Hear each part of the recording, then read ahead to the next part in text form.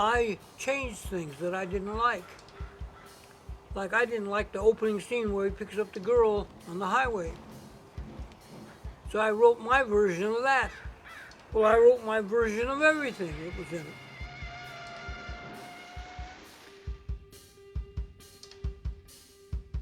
When Robert Aldrich was directing Kiss Me Deadly, which is a classic of its kind. I mean, you could hardly ask for a better screenplay or a better film of that era.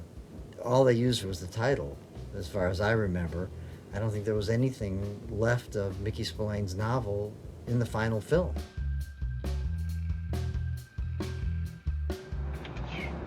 Is this what you mean? Yeah, torpedo. Robert Aldrich made that into in France is a big sensation for some reason. It's a cult picture. I don't like cult stuff.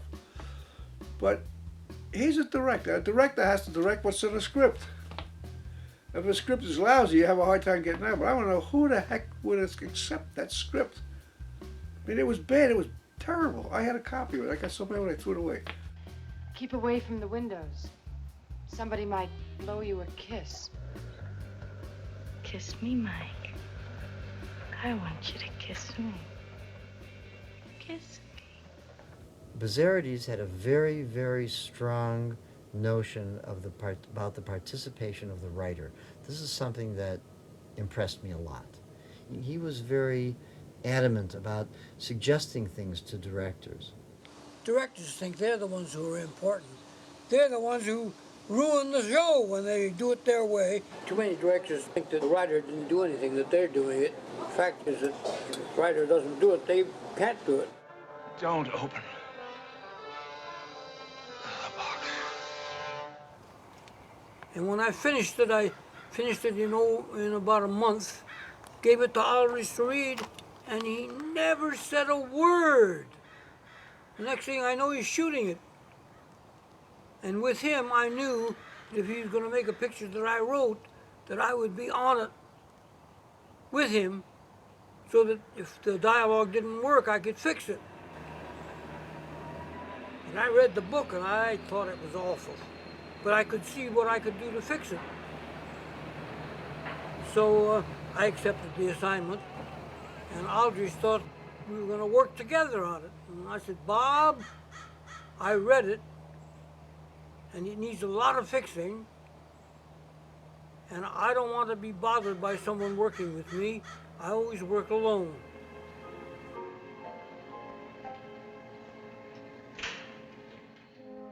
In the book, there was one scene with lockers. There was a little cardboard box with dope in it, narcotics. And back then, narcotics was a pile of junk. But the thing that was interesting way back in the 50s was the nuclear forces that were beginning to accumulate.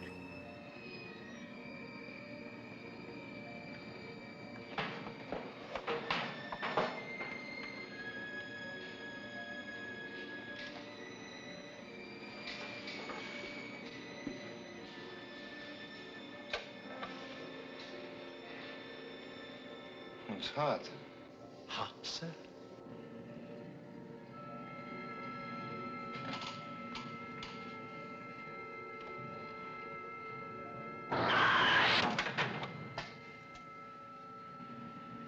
That's what I wrote, see? I didn't make it dope in a little cardboard box up there.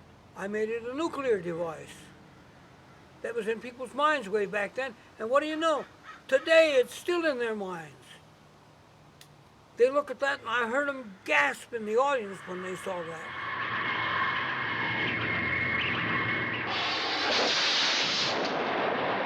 I had to see it twice because I walked out on the first part, then I went back to see it again so I could see the last half. And I said, I don't know how I'm going to sit through this. Well, that's what they do when they take a piece of writing that made a lot of money, sold a lot of copies, and they throw it away. But this is what you run into as a writer. I look back and I say, why did they do that? Why did they mess up something so good? And I read a lot of great books, and I see what they do to the motion picture. Oh, boy. Truffaut called me on the phone I don't know how the hell he got me. I was in Paris and I'm in a cheap hotel. I said, how did you get me? And he said, I had a very difficult time. And I said, well, what's on your mind? And he says, he'd seen Kiss Me Deadly. And he commented on that, and how did I arrive at that? And I discussed that with him because I wanted to deal with reality. And I do. I want to deal with reality. Truffaut said I was one of the original American film noir writers, reality writers. I'm not a film noir writer, but I do deal a lot of reality. I don't make up things. These things have to happen or I'm not interested in them. Bezzerides' work wasn't necessarily noir. I mean, Kiss Me Deadly was not original work of Buzz's, except that he made it original.